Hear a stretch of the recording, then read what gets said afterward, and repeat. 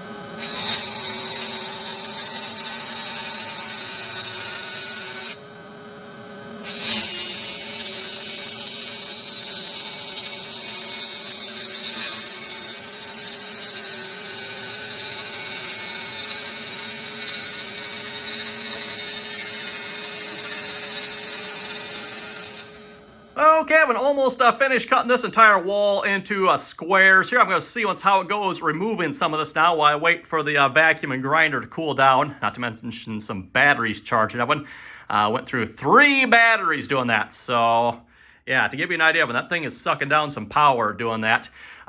Doesn't quite go deep enough, by the way, when that's a 5-inch blade I have on there with a 5-inch shroud. Maybe should have got the 7-inch blade and the 7-inch shroud of it, but that was quite a bit more money. And at least on this wall, if we go to this one, it cuts through this just fine. There's only 1 layer of plaster and lath. That one, but yeah, 2 layers of plaster, wire mesh, and lath. It doesn't quite cut all the way through, so we got a little bit of prying to do. That's why it's still up there yet, by the way. If I cut this one into strips and squares like I did here, but it's just going to fall off the wall there, so I probably won't do that there. But anyway, let's go see how it goes taking some of this off, everyone.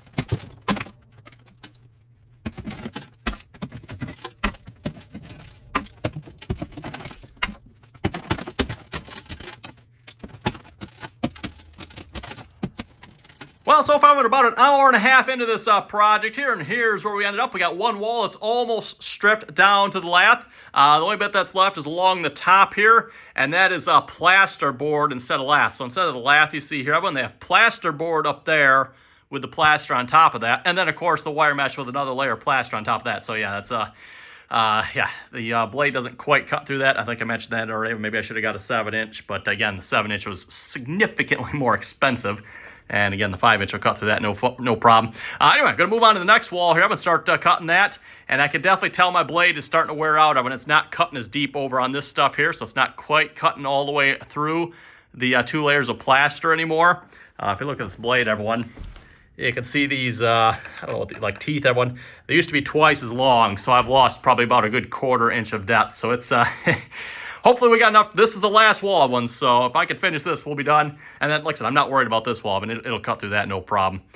We don't need much to cut through that. It's only, I think each layer of plaster is like a good 1/2 inch thick. Yeah, if you want to, got a piece sitting here. So this is what we're looking at here. We got, I think this is a full thickness. Yeah, so we got a layer of plaster with a wire mesh in it. Another layer of, I think that's the plaster. Yeah, another layer of plaster there.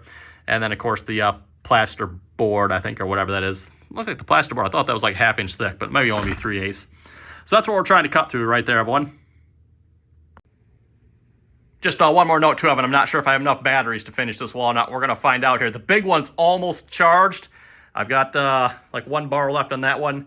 I've got 1 bar left on one of those, and the one is full. So that's definitely not enough to do this entire wall. But hopefully maybe by the time I wear these batteries out, the big boy will be charged. So anyway, let's start cutting.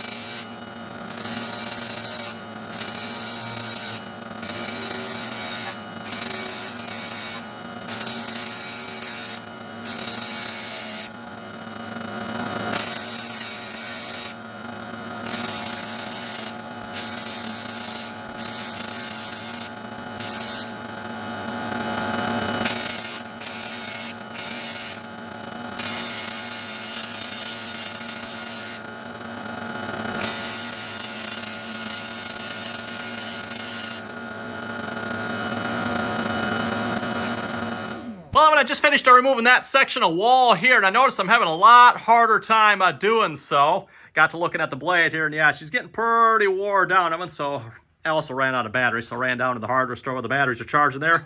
Picked up a new blade. Oh yeah, that's like almost a ½ inch bigger. Wow.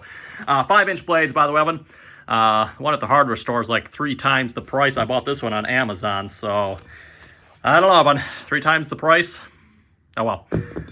But yeah, Amazon, by the way, is where I got this. This is a Makita 5-inch, just turbo, what do they call these, Evan? Hybrid turbo segmented rim. I think this one was just a turbo rim blade or something like that. This one is also segmented. Ooh, fancy, right?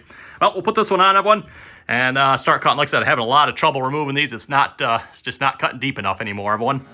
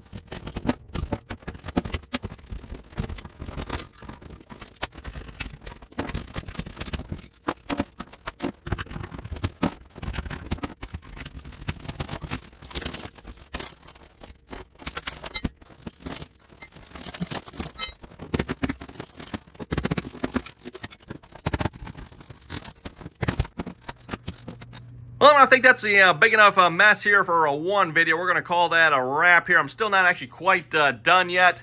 There's still a lot of cleaning up going around the room to do yet. Just around the windows. And then, yeah, if you go look down in here, Evan, full of crap. However, I realized, Evan, before I do much more work here, I plan on gutting the upstairs bedroom as well, Evan. And when I do that, all the stuff that's up in the upstairs bedroom is also going to come down this wall. So I should probably get some of that wall destroyed first, Evan, before I do any really big clean, at least in this corner anyway. Because otherwise I'm just going to be, putting up with that mess that's down here as well. Anyway, Evan, we're going to wrap it up for this video. Again, if folks have any comments or questions, be sure to leave them down below. And as always, thanks for watching, and until next time.